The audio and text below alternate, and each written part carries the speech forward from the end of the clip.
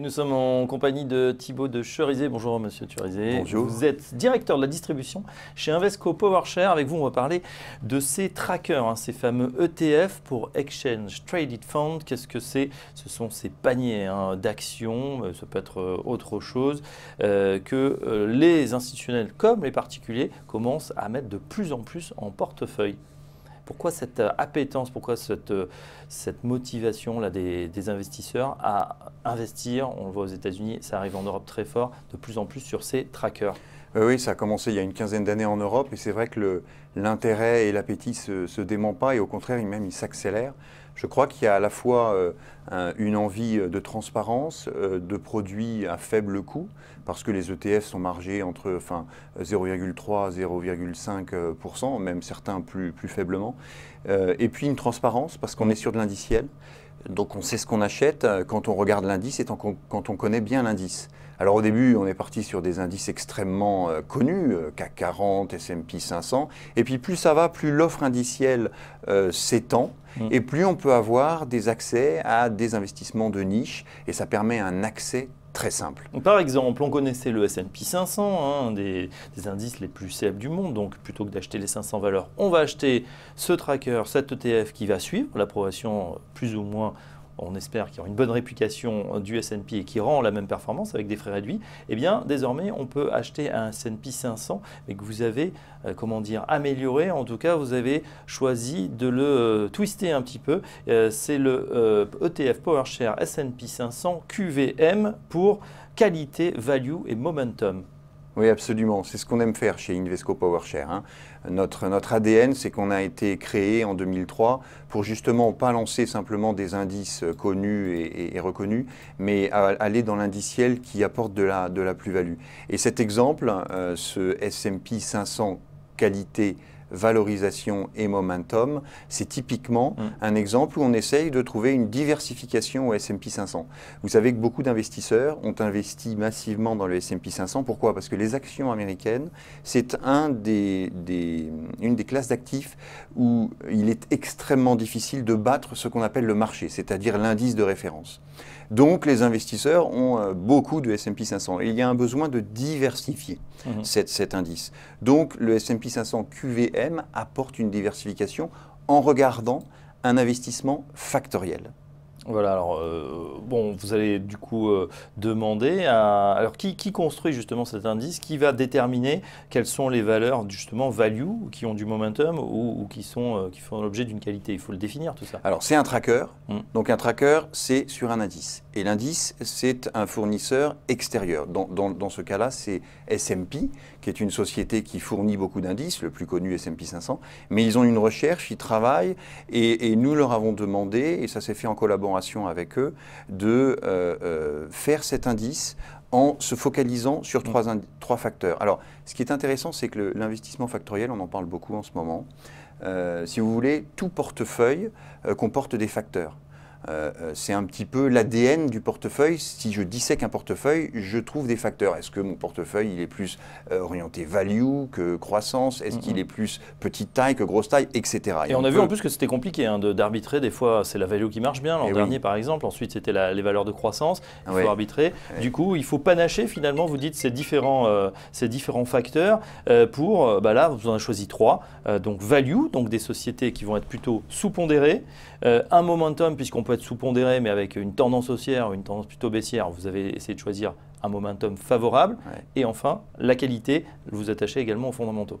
Voilà, c'est la combinaison en fait d'un portefeuille un peu idéal. Si on réfléchit à un portefeuille idéal, on voudrait avoir des valeurs sous-évaluées qui puissent rebondir, donc avec une tendance nette, avec des fondamentaux solides. Donc c'est pour ça qu'on s'intéresse à ces 3 facteurs. On évite de faire plus de facteurs, comme ça on dilue pas trop ce que l'on veut faire. Et puis on s'est aperçu, en regardant ce que ça donnait sur longue période, que c'était une stratégie robuste et qui pouvait donner des bénéfices dans le temps. Voilà, on backtest évidemment la stratégie. Ça veut dire qu'on n'aura plus l'indice en entier, les 500 valeurs, on en aura combien? On n'en aura que 100. En fait, l'univers analysé, c'est le S&P 500 et on va choisir les 100 valeurs qui ont le plus value, qualité et de momentum pour en faire un portefeuille de 100 valeurs qui va être rebalancé, c'est-à-dire retravaillé tous les 6 mois. Alors une question Thibaut de Cerisay, en vous écoutant, quand on voit finalement ce travail qui est de sélectionner en fonction de plusieurs facteurs, on a vraiment l'impression que voilà, le fabricant, le fournisseur d'ETF, là, il devient plutôt gérant actif. Est-ce que les frontières ne sont pas brouillées justement entre un fonds classique où on va avoir ce stock picking fait par un gérant qui assume sa gestion et finalement un fournisseur de trackers, mais qui voilà, ajoute comme ça des facteurs pour créer un nouveau produit. Ouais, discussion intéressante. Mais au niveau de la gestion, on reste la gestion très passive parce qu'on réplique. On réplique un indice. Donc c'est très clair. Par contre, ce qui est intéressant, c'est vrai qu'au niveau de l'investisseur, où autrefois on avait une espèce de séparation entre j'achète un fonds actif, j'achète un fonds passif, c'est beaucoup plus flou maintenant. Cette frontière n'existe plus vraiment parce que l'investisseur, son intérêt c'est de regarder quel est le couple rendement-risque, qu'est-ce que je veux faire, où je veux mettre mes billes. Et donc, par là même, une proposition comme celle-là, elle peut être tout à fait en concurrence avec un fonds actif, comme elle peut être en concurrence avec un fonds passif. Et d'ailleurs, c'est de plus en plus que vous demandent vos clients, oui. C'est-à-dire, on a vu l'essor, on va rentrer un petit peu dans la technique, du smart beta, vous avez créé un fonds également qui promettait des dividendes élevés avec une volatilité faible, high dividend, low volatility, qui a très bien marché. En fait, plus l'offre est étendue, mais également simple, et plus les institutionnels, les investisseurs sont appétents à diversifier leur portefeuille. Oui, tout à fait. Il y a une chose qui est très importante, c'est rester simple, puisqu'on est dans un indice. L'investisseur a le devoir et a le droit de comprendre totalement l'indice pour savoir quels sont les risques liés à cet indice, quels sont les biais qu'il va prendre par rapport à l'indice classique de capitalisation boursière. Donc vous avez fait référence au S&P 500 High Dividend Low Vol, donc fort dividende et faible volatilité, qui est un fonds qui a extrêmement bien marché. Il a été le smart beta qui a le plus collecté l'année dernière sur la France. On a fait à peu près 500 millions d'euros avec des très belles performances. C'est un bon exemple.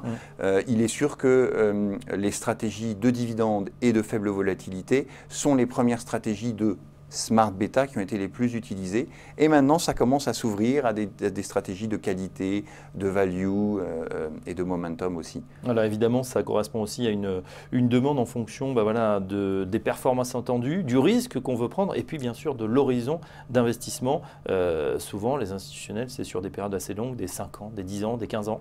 Oui, oui, absolument. Mais on a sur les ETF, et d'ailleurs c'est valable pour tous les investissements sur les ETF en Europe et notamment en France, les premiers à avoir utilisé ces outils étaient les fonds de fonds, donc des investisseurs professionnels.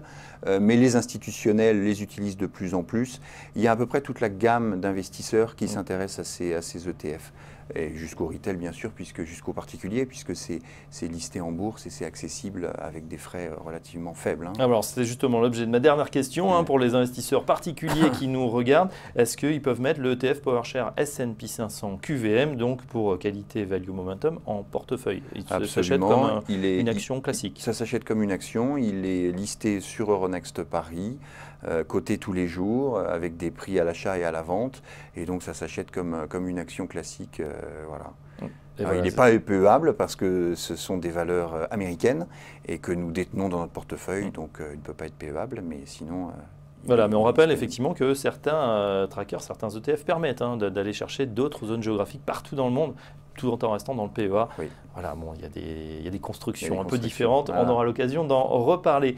Merci Thibaut de Cerisay, je rappelle que vous êtes directeur de la distribution chez Invesco PowerShares. Pour en savoir plus donc, sur ce produit ETF PowerShares S&P 500 QVM, rendez-vous sur le site Invesco où il y a l'ensemble des détails. Merci beaucoup. Merci à très bientôt. de m'avoir invité. Dans un instant, la suite des programmes sur Téléfinance.